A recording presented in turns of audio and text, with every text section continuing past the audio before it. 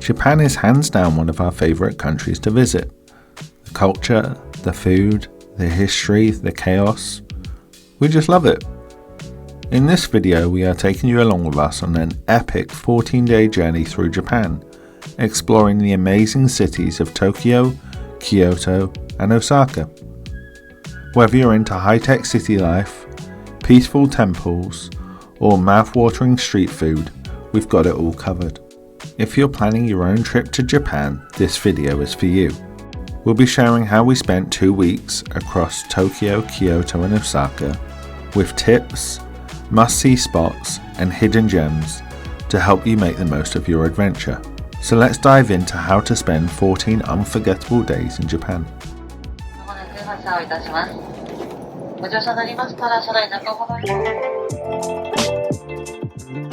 From Shinagawa Station in Tokyo, we took the Shinkansen Nozomi train at 7:45 a.m. to arrive in Osaka before 11. Let me tell you, traveling on the Shinkansen is a breeze. It's quiet, super comfortable, and the sights you see on the way are just breathtaking. By the way, if you want to see Mount Fuji from your own window, make sure to pick a window seat on the right side of the train on the way to Osaka. Just look at this view. Mount Fuji, on a clear day, will appear about 15 minutes after you've stopped at the Yokohama station, and the view just keeps getting better from there. We traveled with 3 large suitcases, and it was easy to do so on the Shinkansen. After months of research on the best places to stay in Osaka, I chose the Bridge Hotel in Shinsaibashi. Shinsaibashi is very central and is very close to the main attractions in Osaka, such as Dotonbori, Amerikamura, and Namba. Our hotel room was very small. How tiny my bathroom is.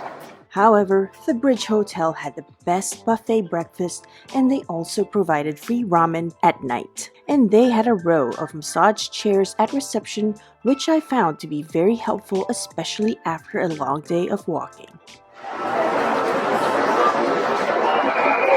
We started our visit to Osaka by walking the streets of Shinsaibashi.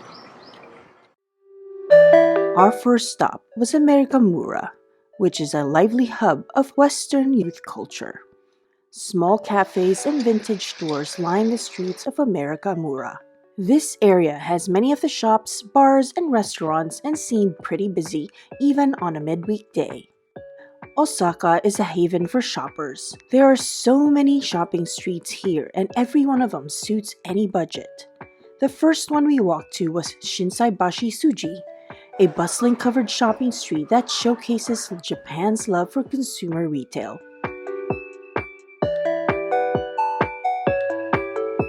And on our way to Dotonbori is Midosuji Avenue, which is lined with all the luxury stores such as Prada, Tiffany, the Apple Store, and Louis Vuitton.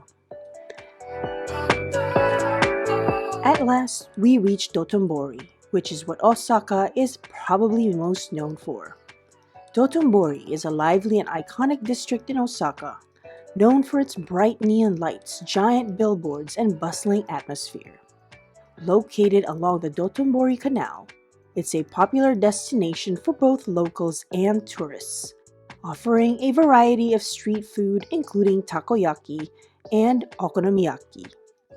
The area is also home to theaters, shops, and bars. The striking Glico-man sign and other landmarks add to its unique charm. However, Dotonbori at night is definitely a must-see. We had a lovely lunch at Boteju, a restaurant at the bustling Hozenji Kosaidori. The food we had here was amazing, from yakitori to gyoza to tempura sticks, and Osaka's most popular street food, okonomiyaki and takoyaki. Everything was delicious, and my favorite was this delicious garlic shrimp bowl, which was prepared right before me. And after our hearty lunch, we satisfied our sweet tooth by having tanghulu, a popular street snack consisting of skewered fruit, usually coated in a crunchy sugar syrup. Grapey? And I don't know about you, but we love checking out the arcades in Japan. They're so much fun. We checked out the Gigo arcade directly across from Bateju and had a blast. Oh, you going?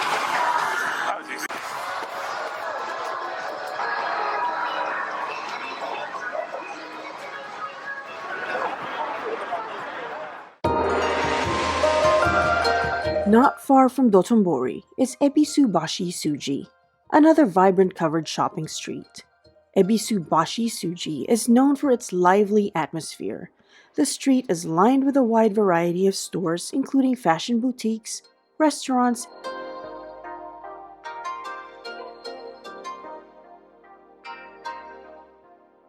and souvenir shops. It's a popular spot for both locals and tourists, offering everything from trendy apparel to delicious local snacks.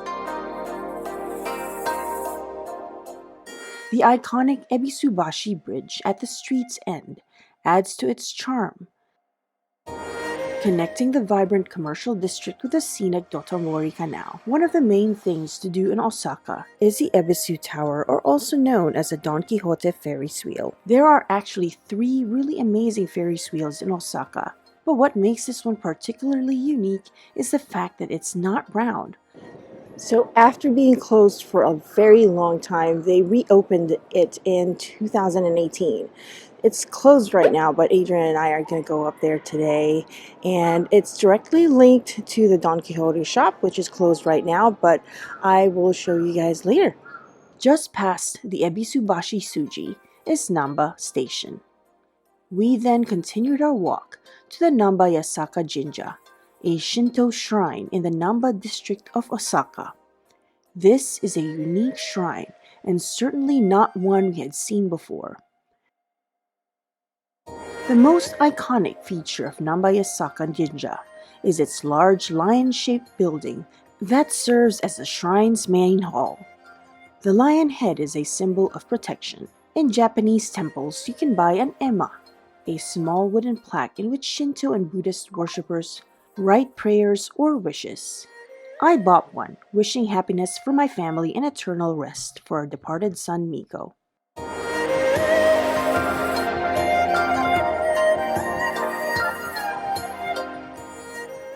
We also bought a couple of okimono omikujis, little figurines with omikujis or Japanese strips of paper fortunes. Thankfully, our fortunes were very good. If they had been bad, we had to tie them up to this designated area for bad fortune slips.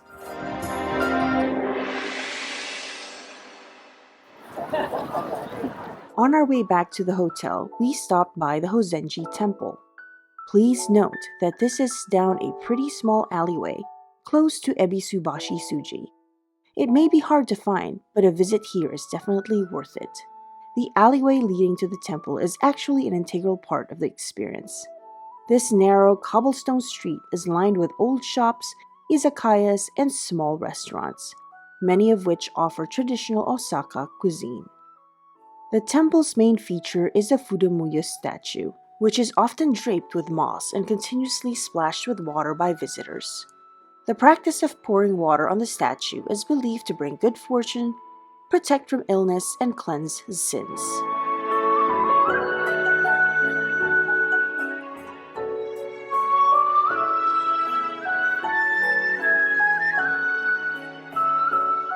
After visiting a temple, you can continue to explore the nearby Dotonbori area. After a brief pit stop at the hotel, we made our way to the Imeda Sky Observatory. This futuristic-looking building is clearly identifiable in the Osaka skyline, with its distinct architecture. Make your way to the top for breathtaking views of Osaka from the Floating Garden Observatory.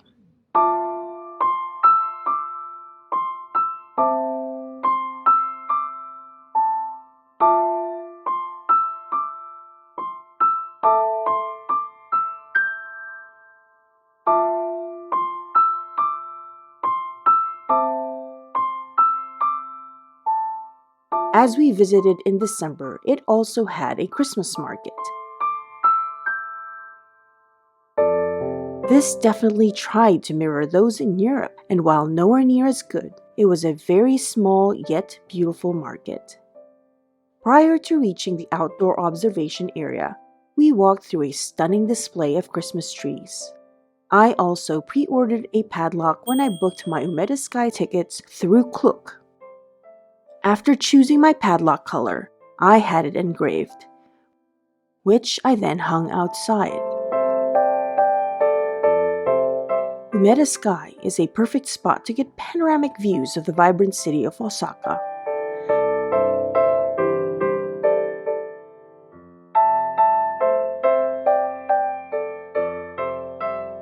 We really appreciate you following our travels. If you haven't already, please give us a thumbs up or subscribe to our channel for more awesome travel content. We really do appreciate it. And please do not hesitate to drop us a comment. We love hearing from you.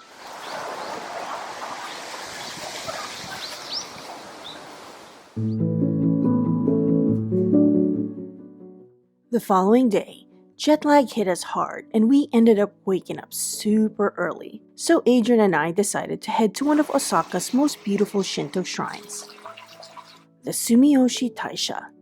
The shrine is in Sumiyoshi-ku, over 4 miles outside of central Osaka. So we decided to take an Uber to and from the shrine. Sumiyoshi Taisha is one of Osaka's most iconic and historic shrines.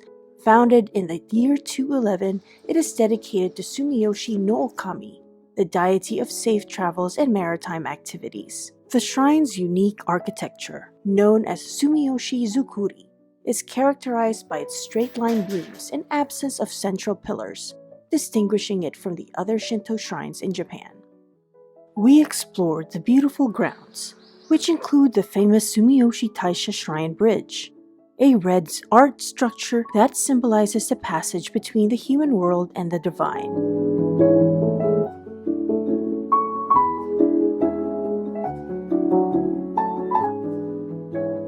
A peaceful stroll through the lush gardens and tranquil ponds was a perfect way to relax and reflect.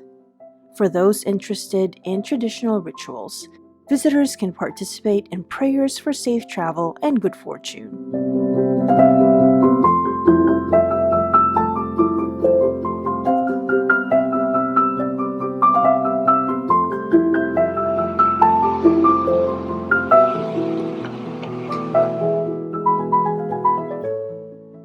Osaka Castle is a beloved symbol. This historical landmark is surrounded by beautiful parks, especially stunning during cherry blossom season. Originally constructed in the late 16th century by Toyotomi Hideyoshi, it played a key role in the unification of Japan during the Sengoku period. The castle's striking design, with its golden accents and expansive grounds, symbolizes power and prestige. Though it has been rebuilt and renovated several times due to destruction from wars and natural disasters, its historic significance and beauty continue to attract visitors from around the world. I suggest coming here early as it gets very busy. If you wish to visit the castle interior, you can book your tickets online via Klook, or if you have the Osaka Amazing Pass, you can use this for access. Speaking of the Osaka Amazing Pass, I highly recommend getting this as it will save you so much money. I will cover this in greater detail later in the video. We really enjoyed exploring the museum inside the castle, as it gave us better understanding of the castle's importance and history. And also for a small fee, I was able to try a samurai cloak and helmet. You get to choose from 6, and I chose the heaviest one, which hurt my neck. I also had my picture taken and bought the package for an additional fee. The surrounding Osaka Castle Park offers a serene escape. The autumn colors on this beautiful day were magical to see. The Hokoku Shrine is also just a few steps away from the castle, within the Osaka Castle Park. This is one of the several Shinto shrines in the city, and is dedicated to Toyotomi Hideyoshi.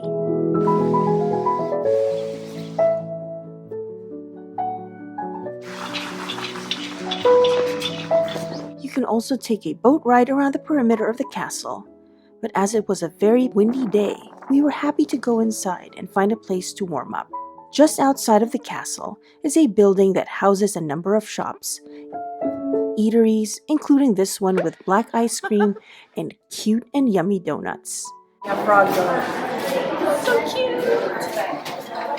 Super cute, super cute.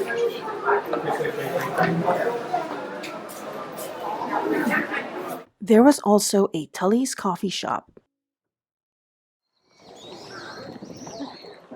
After spending a good amount of time in a historic part of Osaka, we continued to one of Osaka's newest shopping malls, the HEP 5.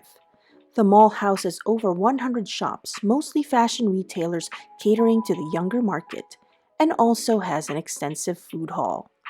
But the main attraction of HEP 5 is the newest Ferris wheel. You can use your Osaka Amazing Pass as an admission ticket for a ride on the Ferris wheel. If you've ever heard of Team Lab and their projects, then I recommend visiting Team Lab Botanical. It's a mesmerizing display of art through light work through Osaka's Nagai Botanical Garden. Now, let me warn you though, if you've visited Team Lab Planets and or Borderless before, set your expectations lower. The displays here aren't as elaborate as the two, but still worth it. There was a satisfaction in serenely walking through the garden and listening to the ethereal music.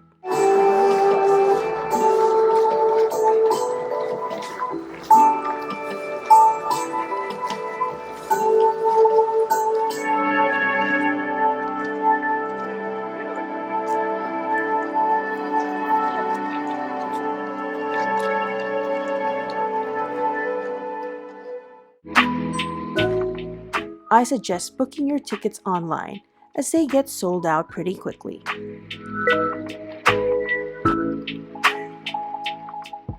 We then headed back to our hotel via the reliable Osaka subway system using our Osaka Amazing Pass. Now, let's talk about this.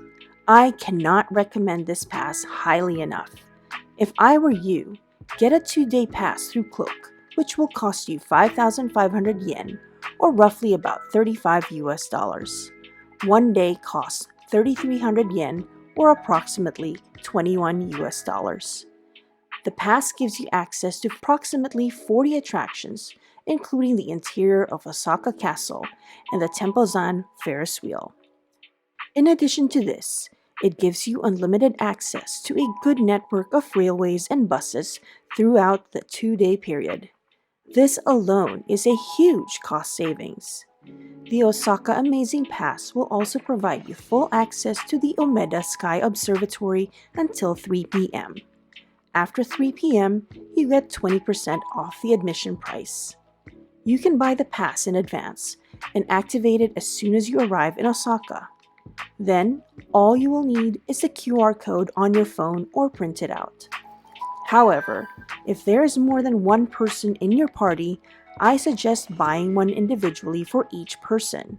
Otherwise, you will have to scan everyone in. I will include the link to Cloak in our description. Guess what? The following morning, we woke up ridiculously early again. So we decided to walk to Dotonbori to see if the Glico-man sign was still on. It wasn't. I didn't realize they turned it off at midnight. What time is it, 80? Like 5:30? Yeah. And it's so busy. I thought it would be quiet, but it's super busy. Anyway, it's a nice walk. But we had such a fun walk, just seeing how this place never sleeps.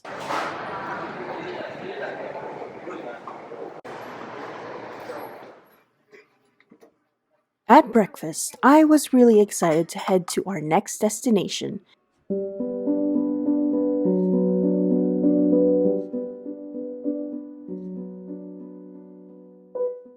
The Osaka Aquarium Kaiyukan. I've heard so many great things about it, and if you love aquariums like we do, make sure to include this on your list.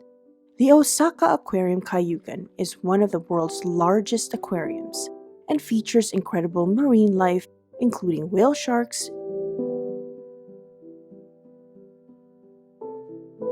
jellyfish, and penguins, and other species that were spectacular to see up close.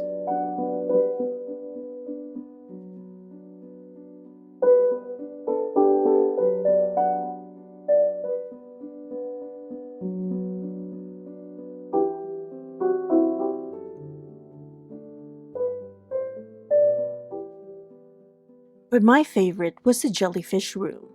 There was something so soothing about watching them.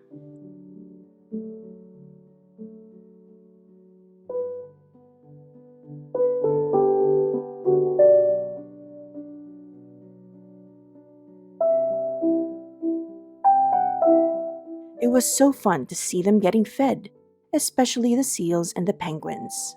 In our opinion, based on the aquariums we have been to, it is only bettered by Monterey Aquarium in California. As with all popular attractions, expect the Osaka Aquarium to get busy, so we'd recommend booking an earlier time slot and trying to avoid the weekends. Book your tickets online or use your Osaka Amazing Pass on the day of your visit to get a discounted rate. After spending hours in the Osaka Aquarium, we hopped on the Tempozan Ferris wheel. The Tempozan Ferris wheel is a popular landmark in Osaka, located near the Tempozan Harbor Village. Standing at 112.5 meters, it was once the tallest Ferris wheel in the world when it opened in 1997. This iconic attraction offers breathtaking panoramic views of Osaka Bay. Each cabin is equipped with large windows, ensuring a clear view of the surroundings. You can also opt for a clear floor, but Ferris wheels make me nervous, so I went for the non-glass bottom one instead. And after getting off the Ferris wheel, we ventured over to the mall next door, the Tempozan Marketplace, to get some capsule toys.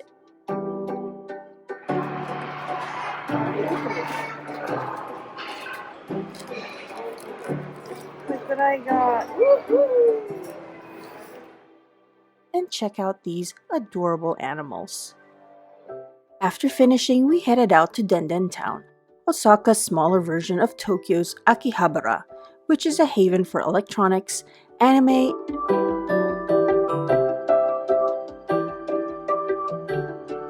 and games.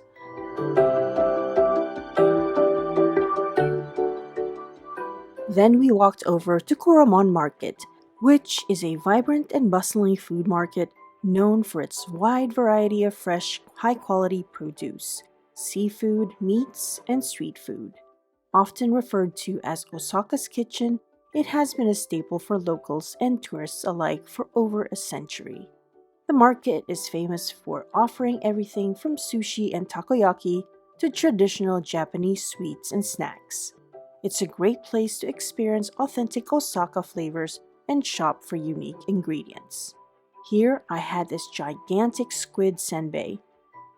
1, 2, 3. Hey, thank you.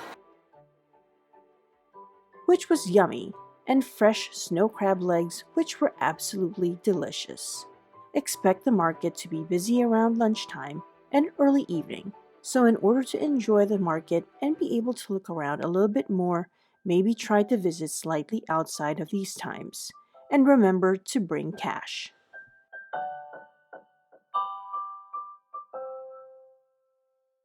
Shinsekai is a vibrant neighborhood in Minami. Shinsekai means New World, but in reality it is actually an old neighborhood.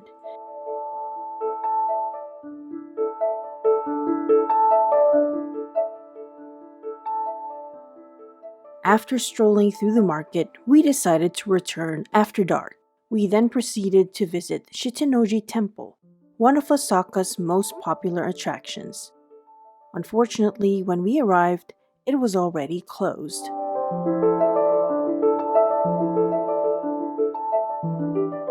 But we still managed to explore outside and take pictures of this stunning landmark.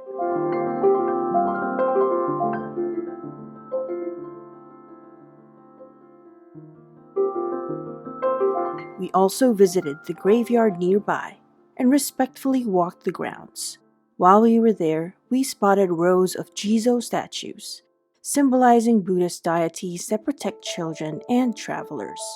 Jizo are also protectors of children, especially unborn children and those who died young. They also help guide lost souls in the afterlife. From Shitanoji, we walked back to Shinsekai and strolled through the quiet neighborhood. But the main reason we came back was to take pictures of the Sutenkaku Tower.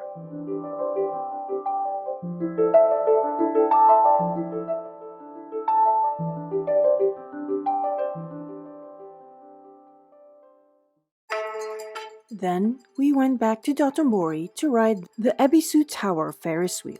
Even though I'm not a fan of Ferris wheels, I was eager to ride this one since it's so unique. Keep in mind that you cannot book tickets to this Ferris wheel in advance. You pay on site, and they only accept cash, WeChat, or Alipay. Once you get on, your cabin spins around so you can face the lights of Dotonbori. And I'm going to be honest with you, we did not enjoy this ride. There was something odd about it, and it made a lot of creaking noises, especially at the top. Anyway, the ride lasted 15 minutes and we were glad to get off. Whee! We are done!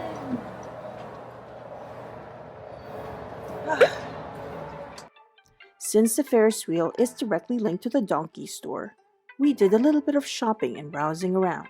Don Quijote is a popular discount store chain in Japan that sells practically everything. It's extremely popular among shoppers and it's always busy. Top tip for you: find a Don Quijote store that's open 24 hours and shop during odd hours to avoid the crowds. This one in Dotonbori opens at 9 a.m. and closes at 4 a.m. And although unconventional, we capped off our night by indulging in some fluffy Japanese pancakes, which we highly recommend. We had these delicious pancakes at Elk. And I had their Christmas special, which had oozy pistachio icing. Delicious. It was a great way to end our final night in Osaka.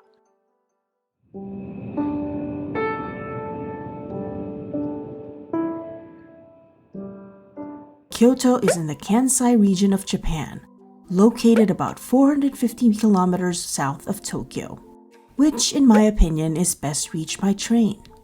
From Osaka, we took the 15-minute Shinkansen to Kyoto, paying about $9.50 per person.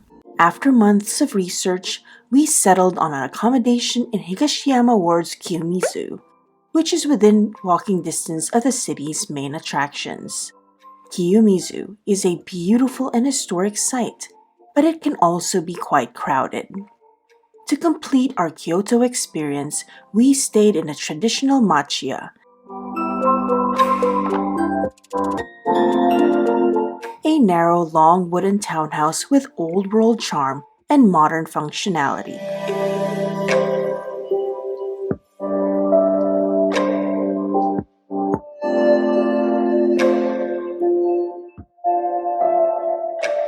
To our surprise, we couldn't hear any of the noise that was happening outside of our machiya. It was completely silent. Our machiya had a traditional tatami room with an amazing view of the Hoganji Temple.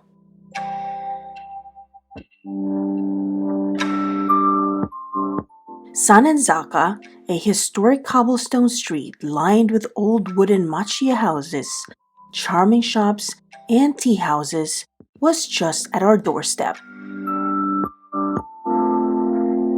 My favorite shop here was Konnyaku Shabon, where they sell unique balls of jelly soap that smelled divine. Sanenzaka is one of the most popular destinations in Kyoto, and during peak seasons, such as in the spring or summer, this street gets extremely crowded. But we came during what the locals call the low season, and the crowds were manageable.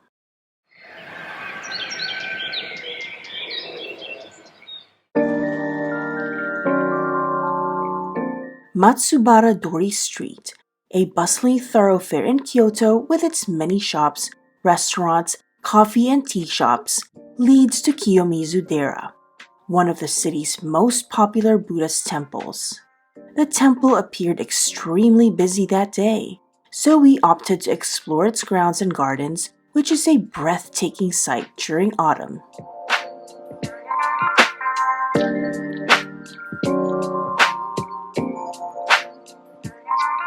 We then walked to Kiyomizuzaka, a quieter street nearby, with charming shops and cafes including Ichimaru's, where we savored coffee floats, matcha ice cream, strawberry dango, and my favorite snack, mitarashi dango. On our way to see temples close by, we strolled along Ninanzaka, another popular street lined with traditional matcha, charming stores, and tea and coffee shops.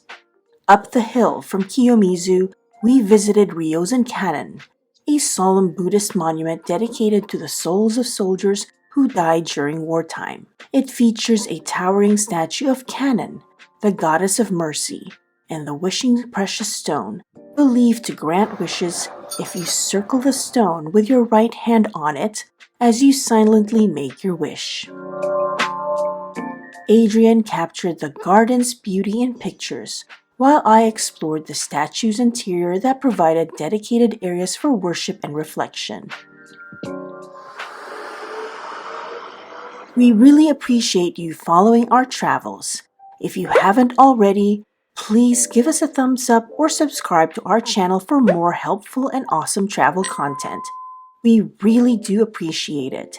And please do not hesitate to drop us a comment. We love hearing from you. Kodaiji Temple was just down the hill from Ryozen Cannon, and we couldn't help but notice the tranquil and beautiful temple. Kodaiji Temple, founded in 1605 by Toyotomi Hideyoshi, Japan's famous warlord and great unifier, is a peaceful retreat with beautifully landscaped gardens, tea houses, and historic architecture. Kodaiji is a must-visit destination, especially at night, and especially in autumn. I can't wait to show you later in the video why this is so. You won't want to miss it.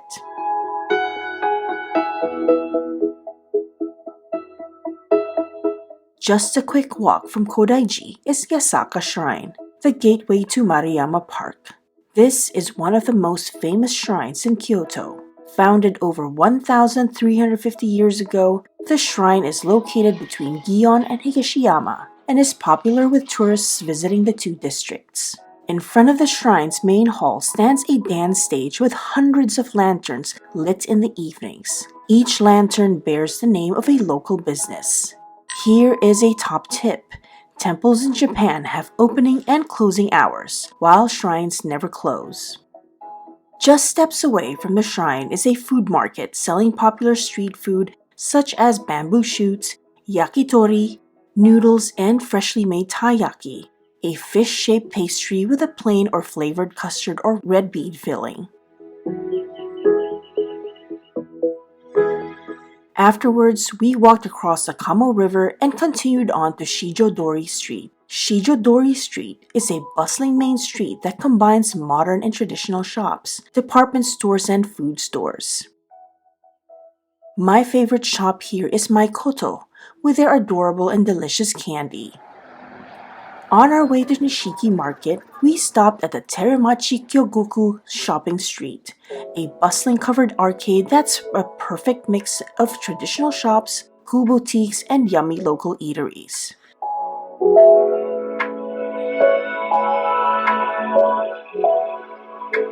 And just a few steps away is the famous Nishiki Market, also known as Kyoto's Kitchen, which we enjoyed walking through. The market is a lively, narrow shopping street that's over 400 meters long. It's a foodie's paradise, where you can find fresh produce,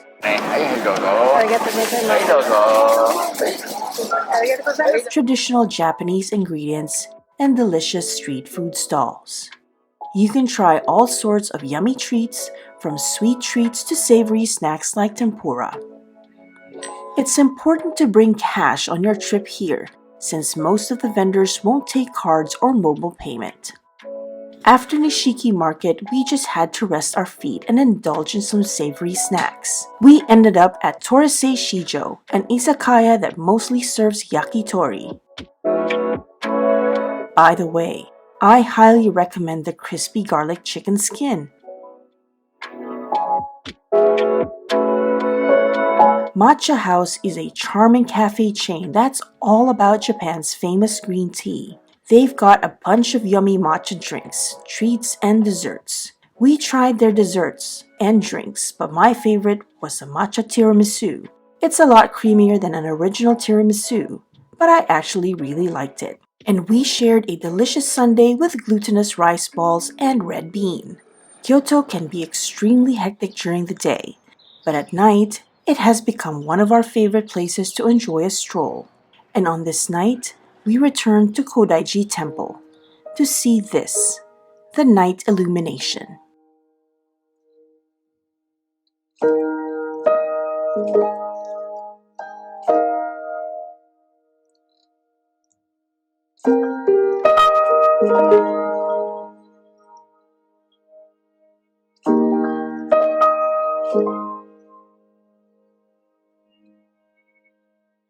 Kodaiji Temple's night illumination transforms its gardens and architecture into a magical spectacle.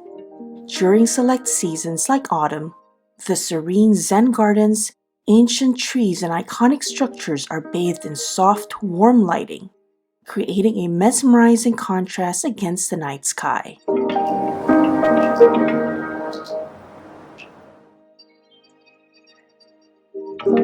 When we got back to Kiyomizu, we enjoyed the stillness of the evening and the silent beauty that Kyoto brings.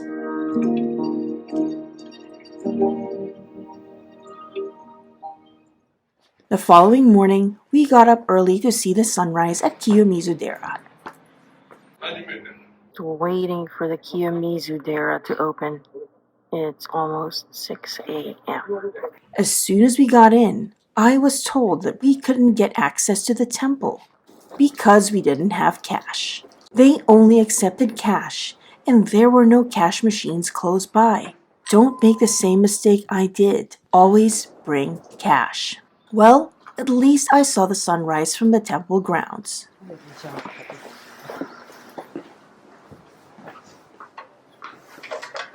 Starbucks in Ninazaka is probably one of the most unique ones you'll ever visit. Set in a traditional machiya, it's a perfect blend of old and new. The setup here is quite different. You order at the entrance and head to the back to pick up your drinks and food.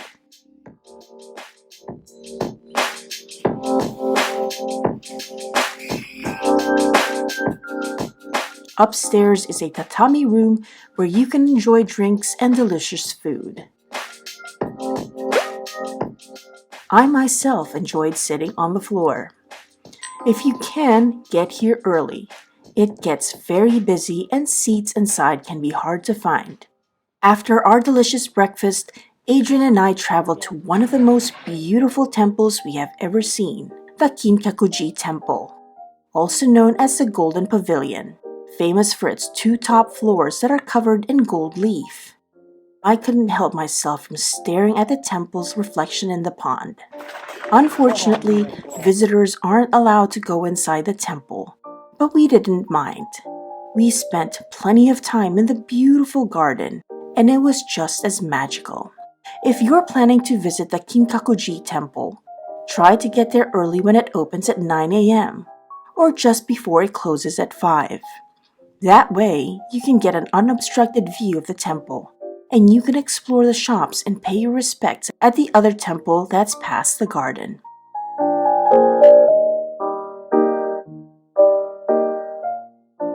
Just down the road from Kinkakuji is the Ginkakuji, or the Silver Pavilion, with its beautiful architecture and garden. We walked to Nijo Castle, one of Kyoto's 2 palaces. Unfortunately, the other castle, the Imperial Palace, was closed that day. Nijo Castle, a UNESCO World Heritage Site, is known for its historical significance and architectural beauty. Built in 1603 as Tokugawa Ieyasu's residence, it showcases stunning feudal architecture, including ornate interiors and sprawling gardens. The castle is surrounded by two moats, with giant carp that you can feed with fish food that you can purchase from nearby vending machines. If you're planning to explore the palace's interiors, make sure to check the schedule online. They close the doors on most Tuesdays, especially during certain months. Also, reservations are required to visit the Honmaru Goten Palace, which was once the residence of Tokugawa shoguns during their visits to Kyoto. But don't miss out on the castle gardens. They're absolutely breathtaking, with their water features, panoramic views, and stunning autumn colors. The gardens feature expansive lawns, carefully placed rocks, tranquil ponds, and seasonal flowers. Designed to complement the surrounding architecture, the gardens reflect the aesthetic principles of harmony and natural beauty. Like the other visitors, we enjoyed a peaceful walk through the serene landscape where every detail to the strategic plantings enhanced the calming effect of our surroundings.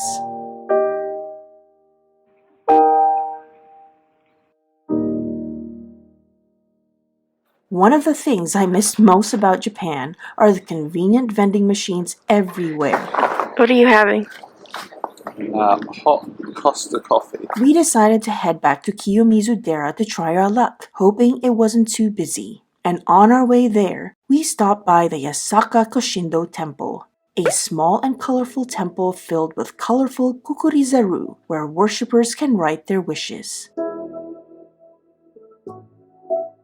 And let's talk about the famous Yasaka Pagoda, officially known as the Hokanji Temple. This 5-story wooden pagoda is the last remaining structure of a 6th century temple complex known as Hokanji. It was burned down in 1179 and rebuilt in 1191. It's a famous landmark in Kyoto and a favorite among tourists. I considered ourselves lucky to see it from our machia's window every day and every night. Thankfully, that afternoon, the crowds at Kiyomizu-dera seemed to have thinned out, and we were able to finally get in. And I was so glad we did.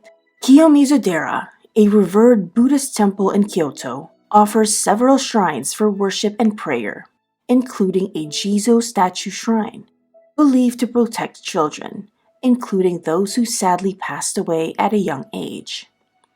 Kiyomizu-dera's popularity stems from its breathtaking views of the city from various angles. Its impressive architecture, especially on a clear autumn day, blends harmoniously with the multicolored foliage. Many of the temple's buildings were constructed in 1633 by the shogun Tokugawa Iemitsu. Notably, no nails were used to build and secure the entire structure. And back then, it was said that if you jumped the platform and survived, your wish will be granted. Beneath the main hall is the Otowa waterfall, where 3 channels of water fall into a pond. Visitors can catch and drink the water, which is believed to have wish-granting powers.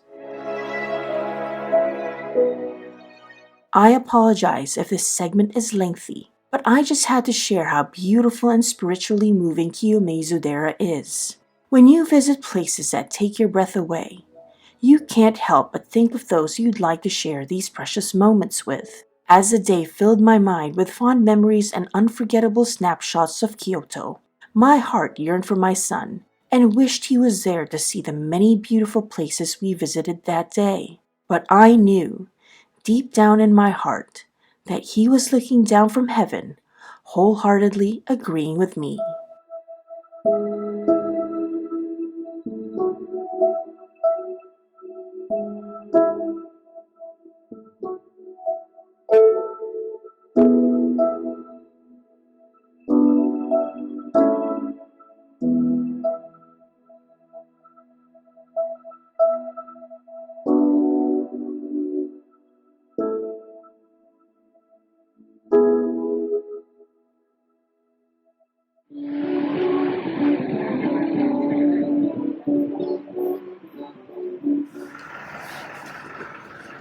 Downtown Kyoto A vibrant fusion of modernity and tradition, features bustling shopping, lively cafes, and historical landmarks. Pontocho Alley, a narrow lantern-lit street along the Como River, embodies traditional wooden architecture and an intimate atmosphere. It offers exquisite and casual dining every day and every night, yet it transforms into a captivating cultural hub in the evenings. Adrian and I had dinner at Teppanyaki Niyama in nearby Kiyamachi Dori, where the service was excellent and the food and sake blew us away. Oh, that is delicious. Thank you very much. Kyoto. Kobe.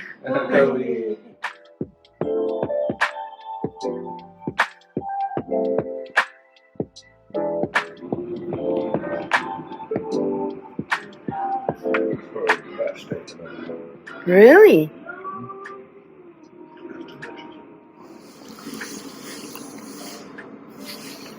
Oh my god. Good, huh? It just melts in your mouth. Nara is in the Kansai region of Japan, located around 28 kilometers east of Osaka and 35 kilometers south of Kyoto. It was Japan's first permanent capital from 710 to 784 during the Nara period. It's famous for its rich history, beautiful temples, and deer roaming freely in Nara Park. It's definitely one of the most beautiful places in Japan.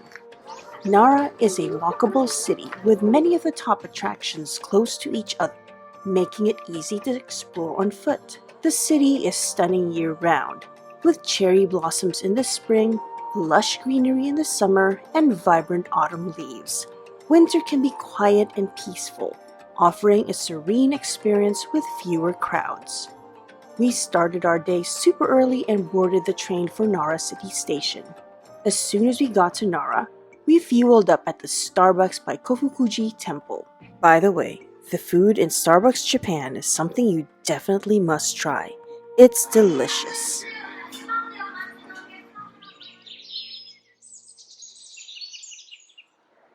Nara Deer Park is probably what Nara is most famous for, where you can see about 1,200 wild sika deer roaming around freely. These deer are considered sacred and are protected by law. Historically, they were believed to be sacred beings. The Nara deer here are super friendly. They often approach visitors to be fed or petted. You can even buy special crackers or shikasenbei in the Nara Park to feed them. These cost about 200 yen for a bundle of crackers, which goes to deer conservation efforts. They're really friendly, but they can be quite persistent, so be careful with your food. Nope. You're a cheeky little bugger, aren't you? Keep in mind that the deer might bow to you as a sign of respect before accepting the crackers. It's such a fun interaction to witness. However, it's important to remember that feeding them anything other than the designated crackers is strictly prohibited. Nara deer are usually pretty chill, but they can get grumpy if they feel threatened or hungry. So, it's best to be careful, or else you'll encounter one that's aggressive, including this one that kept biting me. Always follow the feeding rules to keep them happy and avoid any trouble. We found that you need to be firm with a more aggressive deer. Don't scream or run away. Just stay calm, stay in one place, and they'll calm down too. If you're out of food, just open your hands and show them that you don't have any. By the way, something funny happened here. While my son and I were busy feeding the deer, we heard Adrian cry out in pain. What happened to you?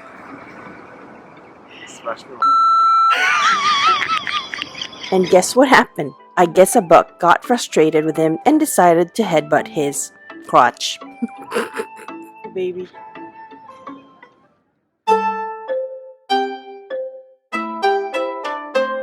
We've got a tip for you. Skip feeding the Nara deer in the small park and near the entrance in the museum. These ones were quite aggressive, probably because that's where most tourists were feeding them. If you want a more peaceful experience, head beyond the big shrine, Tour buses usually gather near the entrance, so it can get pretty crowded. But the further you go into the park, the fewer people you'll see. And guess what? The deer will be much friendlier too. They're less stressed out and more relaxed, so they'll approach you more easily. However, here is a little PSA we'd like to share. When visiting the deer park, always keep in mind that you are the visitor and that you shouldn't act with aggression towards the deer. Treat them with respect and be kind to them. Unfortunately, when we were there, we saw some tourists hitting them, either with their hands or with a stroller that they were pushing. Please do not do this. If for any reason you dislike interacting with the deer, then the best thing for you to do would be to leave the park. Now, let me ask you, is feeding and interacting with a deer in Nara something you would be interested in doing? Let us know and also drop us a comment. We love hearing from you. We really appreciate you following our travels. If you haven't already, please give us a thumbs up or subscribe to our channel for more awesome content. We really do appreciate it. From the park, we headed to my favorite part of Nara, the Kasuga Taisha Shrine, which is a Shinto shrine famous for its thousands of stone and bronze lanterns. Established in the 8th century, it is dedicated to the deity Fujinomiya, who is associated with the protection of the city and its people. Kasuga Taisha is a UNESCO World Heritage Site and is an integral part of Nara's cultural and religious heritage. The walk around Kasuga Taisha Shrine was one of my favorite things to do. It was serene and so beautiful, and the deer were gentle, respectful, and calm. If it weren't for the fact that we had such a limited amount of time in Nara, I'd spend hours just exploring this area. The Kasuga Taisha Shrine was founded in 1768 by the Hiyoi clan, and it has been a place of worship for over 1,200 years. The shrine is closely connected to the Fujiwara family, one of the most powerful aristocratic families in Japan's history. For many centuries, the Fujiwara clan was involved in its administration. The shrine is famous for its stone and bronze lanterns, which are lit twice a year during the Kasuga Taisha Lantern Festival in February and August. There are over 3,000 lanterns surrounding the shrine. Opening hours for the shrine are typically between 6 a.m. to 5 p.m. depending on the season. There is no entrance fee to visit the outer part of the shrine, but some areas, such as the Kasuga Taisha Museum, may require a fee. Kasuga Taisha Shrine offers a peaceful and deeply spiritual experience.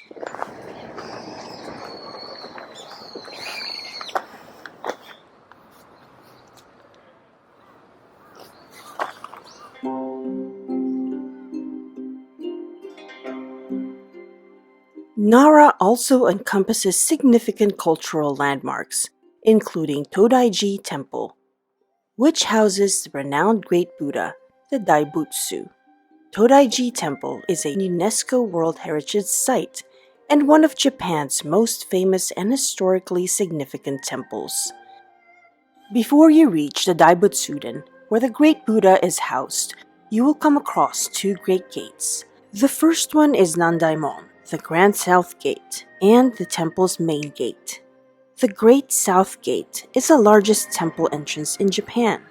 The entire structure rises 25.46 meters above the stone plinth on which it rests. The two muscular guardians in the Great South Gate, commonly known as Nio or Two Kings of Todaiji, are monumental works said to have been sculpted in just 69 days. Both statues measure just over 8.4 meters in height.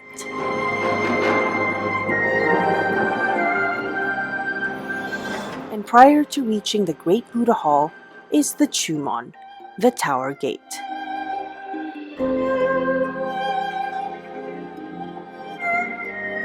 The Great Buddha Hall houses the Daibutsu, a massive bronze statue of Buddha that stands at 15 meters tall. Todaiji, founded in 752 during the Nara period by Emperor Shomu, was a key player in spreading Buddhism across Japan. Back then, it was a top temple in the country, representing the huge impact Buddhism had on Japan's early days. The Daibutsudan is not only an architectural marvel, but also historically significant. The current structure, rebuilt in 1709, is two-thirds of its original size, yet it still stands as the largest wooden building globally. In the temple is a square hole in the base of one of the great wooden pillars, called Buddha's nostril. It is said that devoted Buddhists who can fit themselves through this hole will earn luck and enlightenment in their next life. I knew I was going to get stuck, so I didn't even bother to try squeezing myself through the nostril. Opening hours for Todaiji are typically between 7:30 to 5:30 p.m., though it may vary depending on seasons or special events. There is an entrance fee to enter the Daibutsudan and other parts of the temple, though walking around the temple grounds and Nara Park is free.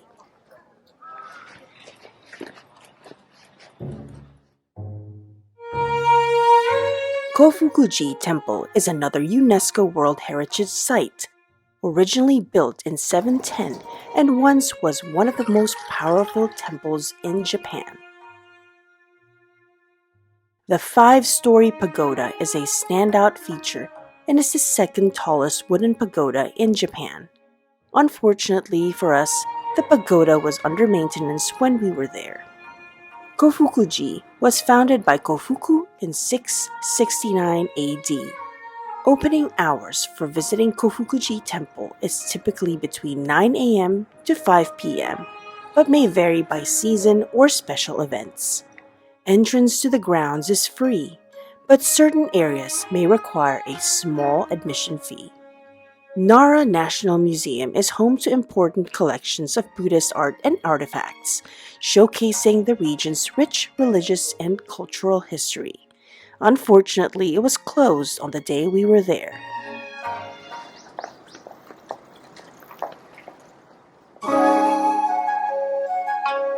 Another area that you shouldn't miss is Naramachi.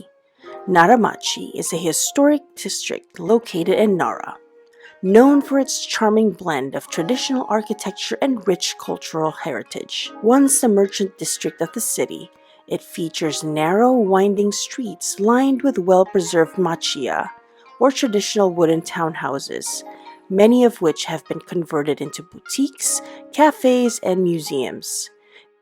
And on our way back to the train station, we came across two of Nara's shopping areas: Higashimuki Shopping Arcade, which extends east from Kintetsu Nara Station, and Sanjo Dori Street.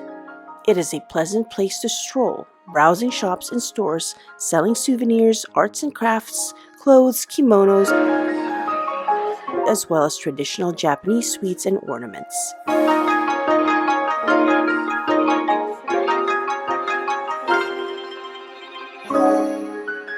Higashimuki is also home to Nakataniru, one of the most popular mochi shops.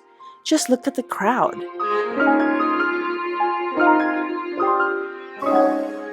And I can understand why. Their mochi is delicious.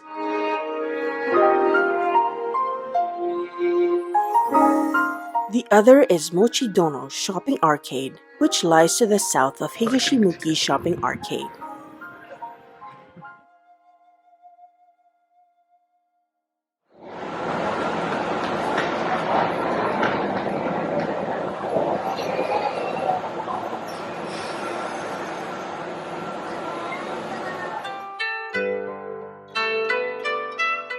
Taking the train is the best and easiest way to get to Nara from Osaka or Kyoto. There are two railway companies that serve Nara: Kintetsu Railways and JR West. Just a heads up, the Japan Rail Pass isn't valid on Kintetsu trains. We returned back to Kyoto by the Kintetsu Limited Express train, which was a lot of fun. It felt like getting on the Hogwarts Express in some ways. The journey back to Kyoto takes about 35 minutes and costs about 1,300 yen per person. Where are we going, Hogwarts? Refreshments, snacks, and souvenirs are also sold on the train. While on the way back to Kyoto, we even passed a temple. I failed to catch the temple's name. If you do know it, please let me know in the comments section. I suggest booking the limited train online via the Kintetsu website. This will allow you to reserve your seats and will guarantee you a spot on the day of travel. But one thing to remember though, is that you still need a basic fare ticket to go with a limited train ticket that you just bought. Just buy this at the station when you get there. And remember, the train machines only take IC cards or cash. On our fourth day, we woke up the crack of dawn to avoid the usual crowds at another popular tourist spot, the Arashiyama Bamboo Grove.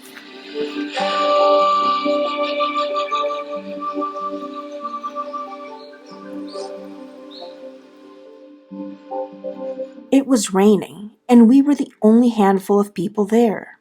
Although the walk through the bamboo forest was short, it was still very memorable.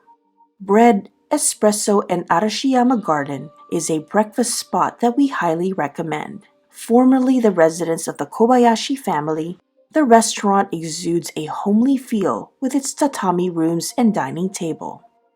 To protect the floors and as a sign of respect for someone's home, we had to take our shoes off. I have to say that the food and drinks were very impressive as well, with its healthy options and deliciously satisfying hot drinks. The Sagano Romantic Train, also known as a Sagano Scenic Railway, is a memorable way to take a scenic ride along the Hozu River. You'll get to see gorgeous forests, dramatic cliffs, and all sorts of seasonal changes, like the beautiful cherry blossoms in spring and the colorful autumn leaves. The ride is only 25 minutes long. We decided to take the train from Arashiyama because it was just a short walk from the bamboo grove. And as we enjoyed the ride, our train conductor even serenaded us. On the way to Kameoka, we rode the rich car, an open-air carriage with a glass roof. It was a great way to enjoy the views. When we got to Kameoka, the place was packed, so we decided to leave the station right away. Kameoka is a really quiet city, so we just sat back and enjoyed the scenic views of the Hozu River while we waited for our train back to Arashiyama. On the way back, we took car number 1, which had windows. Even on a cold and windy day, the views were still breathtaking.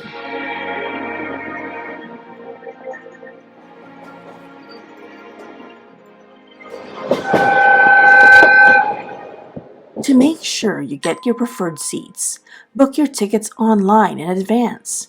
It's really popular, so you don't want to miss out. And it's important to know that tickets quickly sell out for Sakura season and in the autumn when the colors of the leaves change. As we walked through the bamboo forest, we noticed how much busier it already was. And as if on cue, the rain started to pour as we made our way to Tenryuji Temple. Tenryuji Temple is a renowned Zen Buddhist temple founded in 1339 by the Ashikaga shogunate. It is famous for its beautiful landscape garden, designed by the monk Muso Soseki, which integrates harmoniously with the surrounding natural scenery. The temple, a UNESCO World Heritage Site, is dedicated to the teachings of Zen and remains an important spiritual and cultural landmark. Its tranquil atmosphere, especially when viewed from the main hall or garden, provides a glimpse into the deep historical and spiritual heritage of Kyoto. Just when we were beginning to enjoy the sunshine, the rain came back, but we didn't mind it. The rain was actually pretty calming.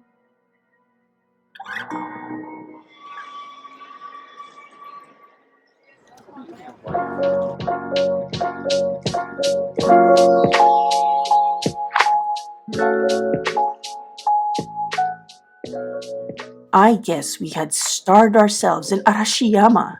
As soon as we got back to Kiyomizu, we just went from one food place to another. But let me tell you about one of the best cafes we have ever been to. Kokeliku Blanc, just a few steps from the Yasaka for Pagoda. Adrian is a coffee fiend, and we have tried many cafes, but this one takes the cake. Their pastries are so beautiful to look at, and delicious too. The Black Swan latte is exquisite, and so is a dirty matcha latte. That's so cool. And check out the filling in their delicious croissants.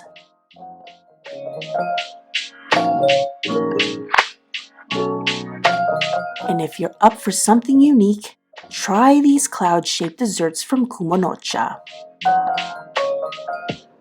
What? Cold.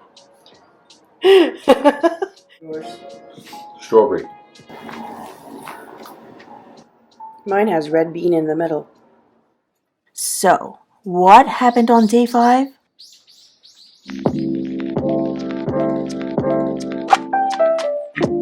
We woke up super early again to beat the crowds at Fushimi Inari Taisha, Kyoto's most popular tourist attraction. Fushimi Inari Taisha is a major Shinto shrine dedicated to Inari, the deity of rice, agriculture, and prosperity. Famous for its iconic pathway of over 10,000 red torii gates, known as Senbon Tori. The shrine offers a unique and serene experience as visitors walk through the gates that lead up to Mount Inari. The shrine has been a place of worship for centuries, with many smaller shrines scattered throughout the mountain. Its striking beauty and historical importance draw visitors from all over the world. Torii gates are often donated by individuals or businesses as a gesture of gratitude or to seek blessings, with a donor's name and date of donation inscribed on the back. The vibrant red color is also believed to ward off evil spirits and bring good fortune. You'll also notice that there are many statues of foxes along the way. The foxes are said to be messengers of the Inari. When you reach the fork, make sure to go right to experience the entire hike. Throughout the walk up to the top, you will find many shops and smaller shrines along the way.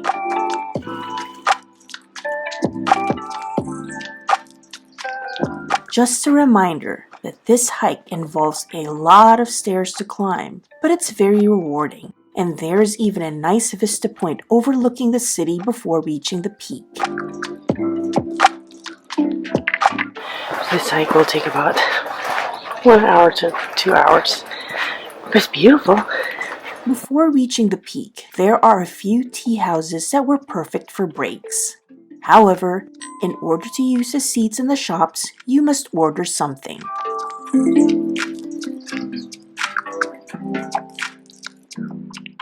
And at the summit, you will find a small shrine. Just to warn you though, there isn't much of a view when you get to the top. It's a bit anticlimactic, but views you see during the walk up to the top make the hike worth it.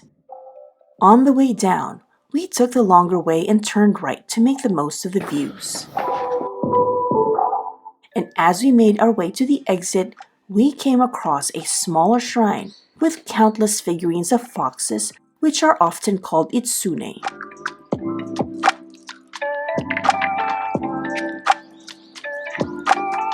See how much busier it got? We were only there for a couple of hours. Right before leaving the shrine, you will see a bustling food market with tons of delicious options. Make sure to sample some of the popular street food like dango, takoyaki, yakitori, okonomiyaki, and strawberry desserts. In Japan, gyukatsu is something you must try. Gyukatsu are cutlets of deep-fried beef, coated with breadcrumbs, which you can grill on a small hot plate over a small flame. Gyukatsu is traditionally served with different types of katsu sauces, cabbage, and rice. We had Wagyu beef and they were delicious. Oh, and these curry croquettes were so yummy we still dream about having them again.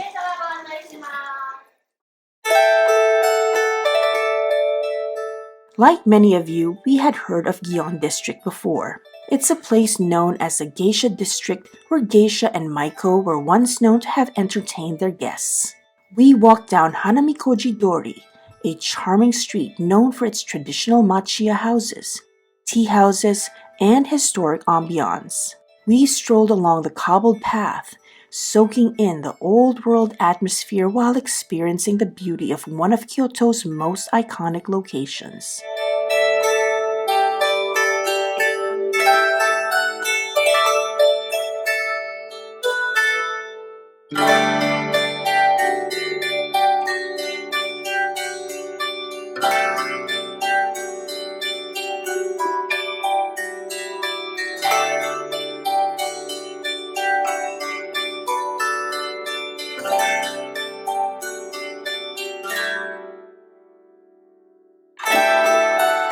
From Gion, we headed to nearby Jotokuji Temple to attend a tea ceremony, which is an activity that we highly recommend to anyone visiting the city. The tea ceremony in Kyoto is like a breath of fresh air. It's all about harmony, respect, purity, and calm. Our hosts really made our experience so memorable. They explained in great detail the history of tea ceremonies and their significance in Japanese culture. We were taught how to make matcha tea, from the correct water temperature to the right amount of tea to use and how to properly mix it. Afterwards, we were treated to some sweets to accompany a cup of tea that tasted absolutely exquisite.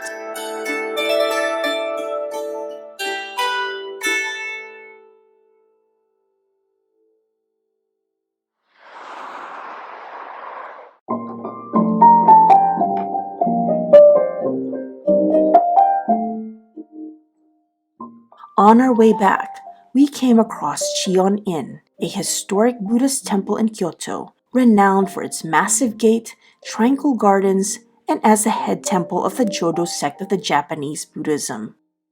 Unfortunately, we were running out of time and we had to skip a visit to the temple and just rested our weary legs at Maruyama Park. And Adrian enjoyed a cherry blossom ice cream at one of Kyoto's most popular spots for cherry blossoms, also known as sakura in the spring. Speaking of cherry blossoms, I recommend checking the annual online forecast for cherry blossom season in Japan. Sakura season is short, about 2 weeks, so knowing the forecasted dates is crucial to make the most of your trip. I'll share the link in the description. Kyoto, no matter what time of the year, gets really crowded due to its popularity. And if you want to enjoy places and activities without the stress of swimming through crowds, we highly suggest getting started early. We did this every day, and it definitely helped us see and enjoy as many sights as possible. Getting around Kyoto isn't hard, even if it doesn't have a train network as abundant as Tokyo or Osaka's. There are plenty of transportation options. There are buses and trains in most areas. I recommend downloading an IC app that will allow you to pay for your bus and train fares with your phone. It's much easier to use and you can budget accordingly. You can also use the Randen, or Keifuku Electric Railroad, a scenic tram line that connects the city center to Arashiyama, with great views of forests and temples. Taxis are everywhere in Kyoto. However, not all of them accept credit cards like they do in Osaka and Tokyo. And also, have the address that you'd like to go to in Japanese, so that it'll be easy to communicate with the driver and you can avoid being taken to the wrong place. I also suggest using the Uber app for booking taxis, especially if you don't have cash or if you'd like to know how much a trip would cost you in advance. Uber works with the local taxi drivers as well, and they are pretty quick to arrive. But also be aware that taxis cannot take you to certain places due to certain restrictions. This happened to us since taxis could not drop us off directly at our machiya, so we had to walk, heavy suitcases in hand, to and from a drop-off point. And don't forget to bring cash everywhere you go to in Kyoto. Cash is still the preferred payment here. And also, don't lose your hotel key. Here in Japan, most hotels will charge you for lost hotel key cards, which I think is great since it reduces waste. Kyoto, especially in certain areas like Kiyomizu and Fushimi Inari, involves a lot of stair climbing and walking. Make sure to wear comfortable shoes. From Kyoto, we took the Shinkansen at 6:45 a.m. to arrive at 9 a.m. And we made sure to buy ekibens for our journey. Have you tried ekiben? They're Japanese bento boxes that you can find at train stations. These delicious meals usually have rice, pickled veggies, fish, or meat, and they show off the different flavors and traditions of different regions. One of our favorite places in Tokyo is Akihabara, and we decided to make this our base during our trip here. Akihabara, also known as Electric Town, is one of the liveliest places in Tokyo. It's the main shopping district for anime, manga, electronics, and video games. It's also home to tons of arcades and department stores that are at least 10 stories tall. My son and I are both lovers of all things anime and we love arcades, so this was heaven for us.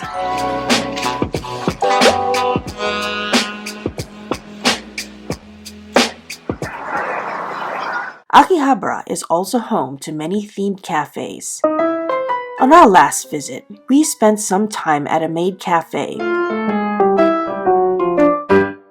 But on this trip, we decided to give the Owl Cafe a try. We booked a private session just before the cafe closed, and we are so glad we did. The owls are all beautiful, and the little ones were so adorable. My favorite one was this little guy, Charlie Brown, while Adrian liked the mighty takoyaki.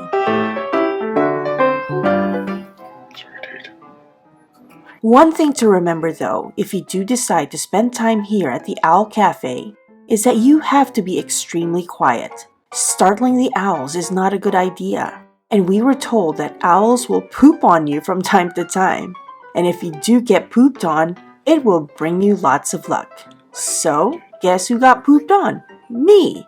Now, let's see if that will really bring me luck.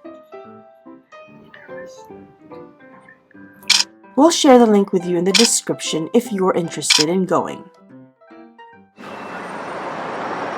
Akihabara is extremely lively, and unless you're seeking peace and quiet, it's a great place for an evening stroll. It's vibrant. It's loud. And this part of Tokyo is full of energy that could wear you down at some point. It's gonna open. But it's still so fun. So, what better way to end the day by eating some fresh taiyaki, tonkatsu, and a hot bowl of ramen for a nightcap. Oh, and big glasses of our favorite soda, melon ramune.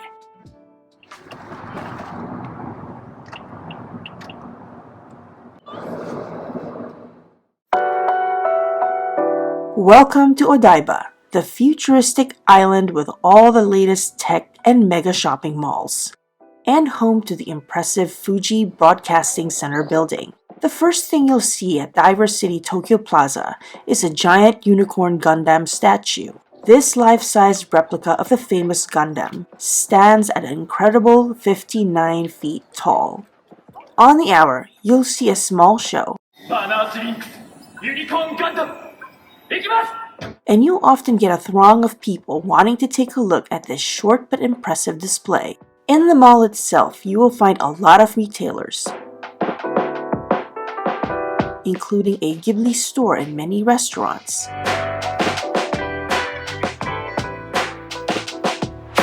Our favorite place at Diver City is the sushi train restaurant, Hokuriku Toyama Kaiten Sushi, where your orders are delivered by bullet train.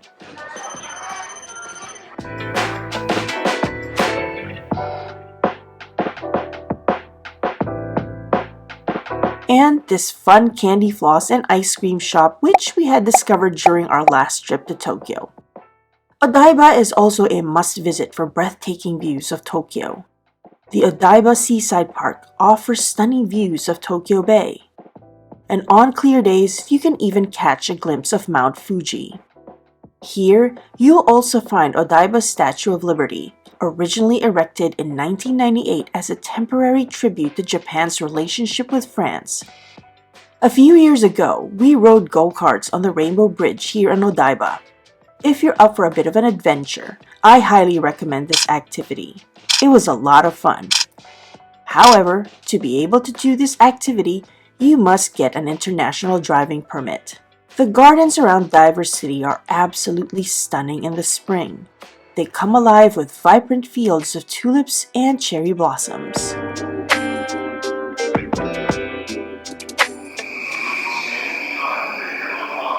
After all the modernity in Odaiba, we took the train to Ueno Park, one of Japan's most spacious public parks and home to many shrines and museums. Ueno Park is stunning all year round. However, the spring blossoms and autumn leaves make it special during certain times of the year. It's one of our favorite places for hanami, and just enjoying the tranquility in the midst of a bustling city. If you also like to observe your surroundings and people watch like we do, it's where we find the locals and some visitors enjoying themselves doing the coolest activities. Just look at these folks having so much fun just dancing.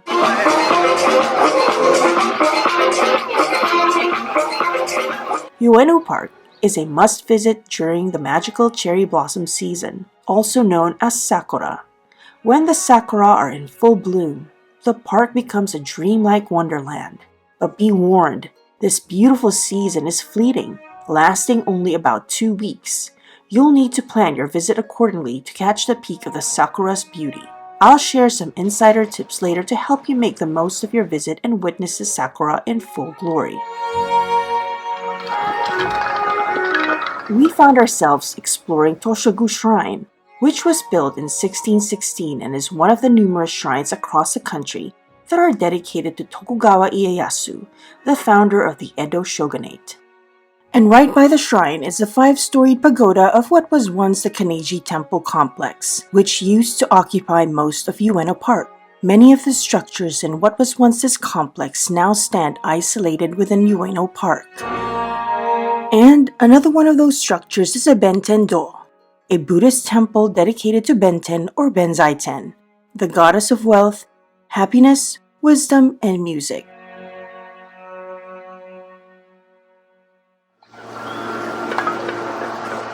Here's a top tip. One of our Japanese hosts informed us that temples have opening and closing hours while shrines do not.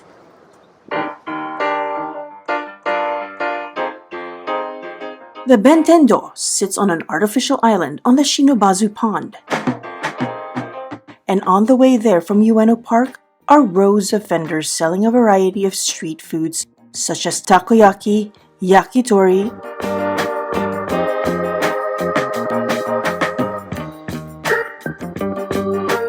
and this delicious cake filled with custard and cheese. They were so yummy, we kept going back for more.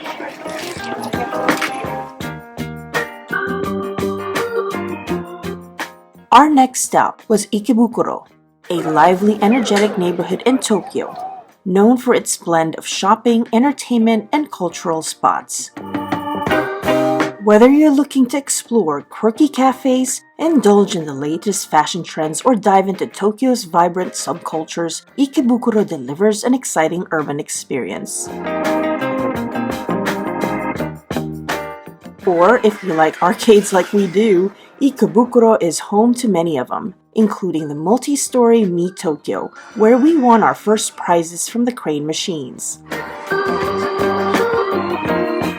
By the way, this arcade is less expensive than Gigo, the bigger chain of arcades in Japan. And we found this obscure yakiniku restaurant, Yakiniku An-An, which we all truly enjoyed. Yakiniku refers to a style of cooking where you cook bite-sized raw meats over a griddle. There are two types, teppanyaki, where you cook on a hot iron plate, and amiyaki, which is what we did here, which involved cooking on a net over a charcoal grill. We really loved this experience, and the food was extremely affordable. We ordered a lot of plates and sodas that night, and the entire meal only cost us $37. I highly recommend it, however, be warned that it does get very smoky in there, and you may leave the restaurant smelling strongly of smoke. Christmas isn't as widely celebrated in Japan. However, there are glimpses of the holiday season all over the city. This was our first time spending Christmas in Tokyo, and we had heard of the several illumination displays in the city, so we decided to end our evening by visiting the illuminations at Tokyo Dome.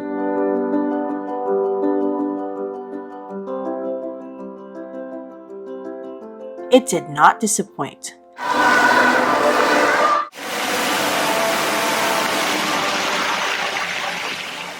The Tokyo Dome is an indoor stadium that's home to the Yomiuri Giants baseball team. It's also a popular venue for many events. Tokyo Dome City is a shopping center and an amusement park directly connected to the stadium. It features many shops, cafes, and restaurants, and fun rides like a roller coaster, a Ferris wheel, and a water slide.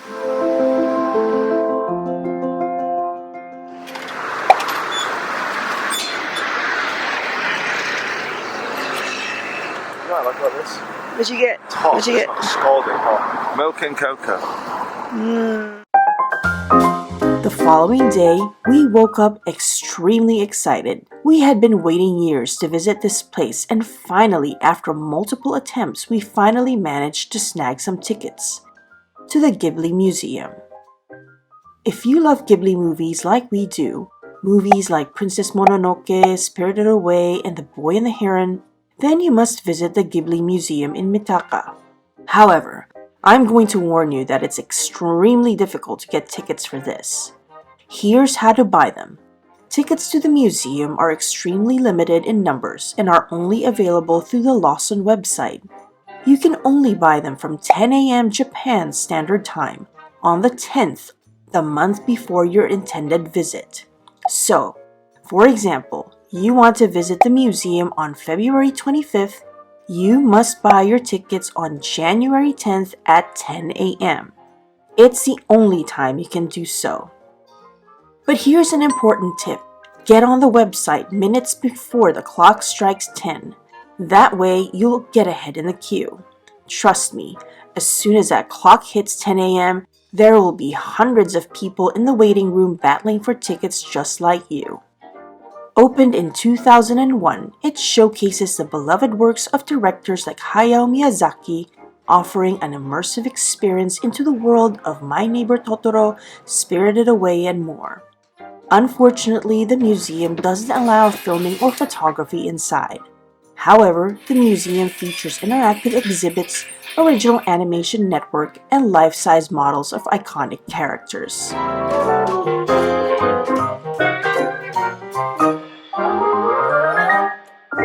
Without a doubt, a must-do if you enjoy Ghibli movies. On our way to the train station in Kichijoji, we spent some time at the beautiful and serene Inokashira Park. The park is an oasis in the midst of a hectic and bustling city like Tokyo, and an excellent place to enjoy a stroll and enjoy the vibrant colors in the autumn and the abundant blooms during Sakura season. The Inokashira Benzai Ten Shrine peeking through the trees was so serene and mesmerizing to look at.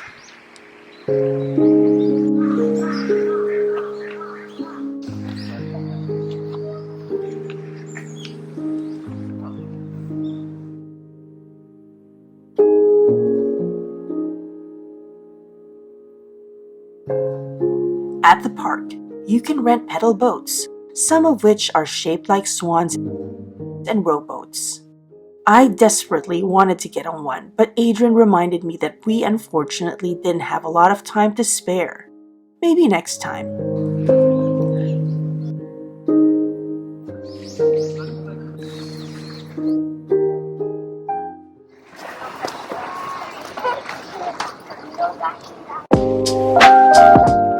Not far from the park is the center of Kichijoji, another lively and vibrant neighborhood with cafes, shops, restaurants, and bars. Starbucks Roastery Tokyo is one of the few around the world that provides its customers with a unique and immersive coffee experience. If you haven't been to one before, they also have them in Seattle and Chicago.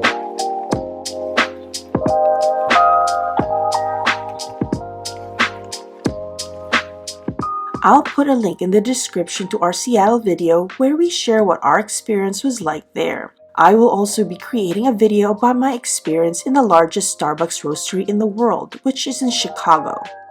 If you have been to another Starbucks coffee roastery, then this one will feel familiar with its copper roasted coffee bean display and a working roastery where customers can watch beans being roasted in real time.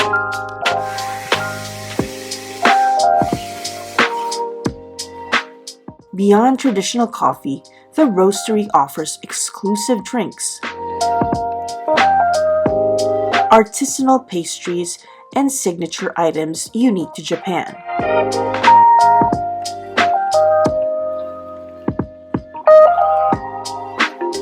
Starbucks roasteries also feature bars. I ordered a flight of espresso martinis that Adrian and I shared, and I have to admit that they were delicious, especially when combined with these delicious freshly baked pastries. But beyond the food and drinks was the lovely atmosphere, especially outside on a lovely sunny day. We really appreciate you following our travels. If you haven't already, please give us a thumbs up or subscribe to our channel for more helpful and awesome travel content. We really do appreciate it. And please do not hesitate to drop us a comment. We love hearing from you. Meiji Jingu, a serene Shinto shrine in Tokyo, honors Emperor Meiji and Empress Shokin. Amidst a lush forest, it offers a peaceful escape from the city. Completed in 1920, it symbolizes Emperor Meiji's modernization efforts that shaped Japan.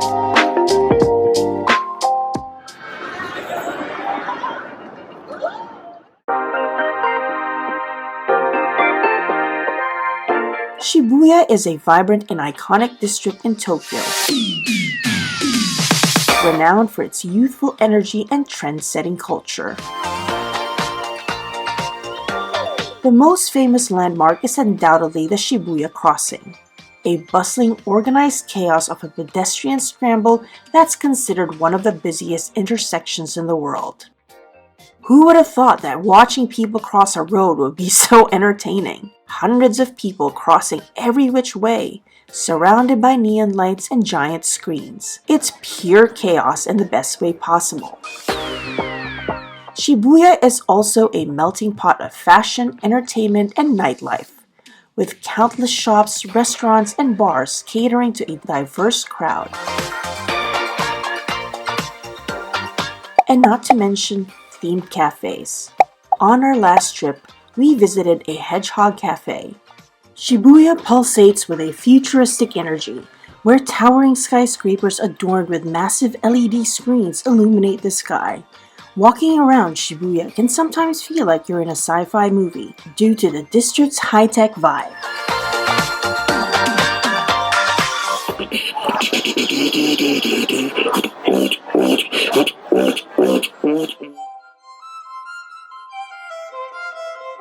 The highlight of our time in Shibuya was our visit to Shibuya Sky, a 360-degree open-air observation deck situated atop the rooftop of the Shibuya Scramble Square skyscraper.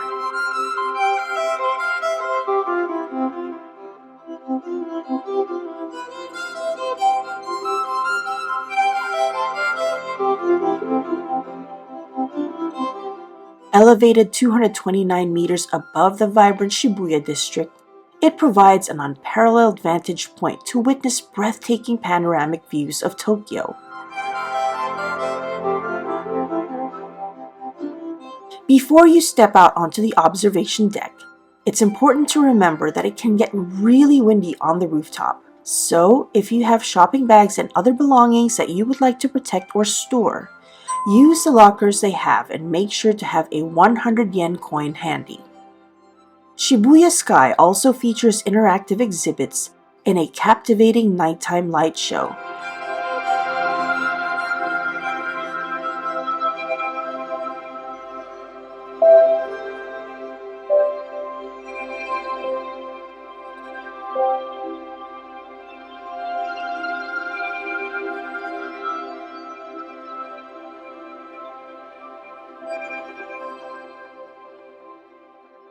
The best part of our visit to Shibuya Sky was definitely the 15 minutes we spent at the roof bar. For 5,500 yen per person, you can relax on one of the couches and enjoy 2 drinks and 2 snacks.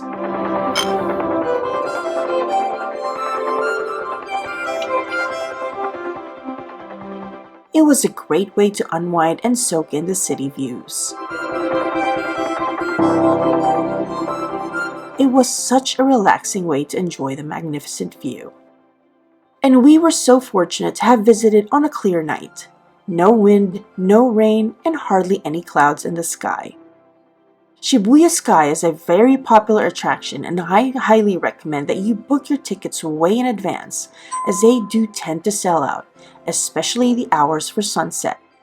You can book your tickets on Klook, and I'll share the link in our description.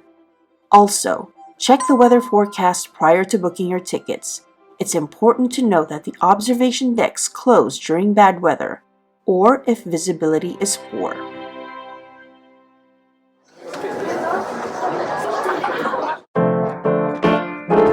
There are restaurants in the Shibuya Scramble building, but they do tend to get busy.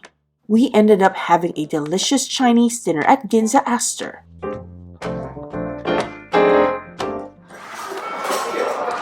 Did you like it? Hot And sour? and sour.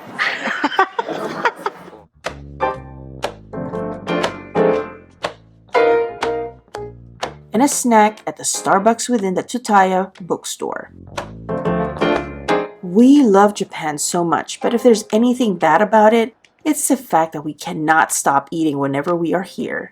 After a hearty meal at the Ginza Astor, we still made it a point to stop at a family mart to buy some snacks.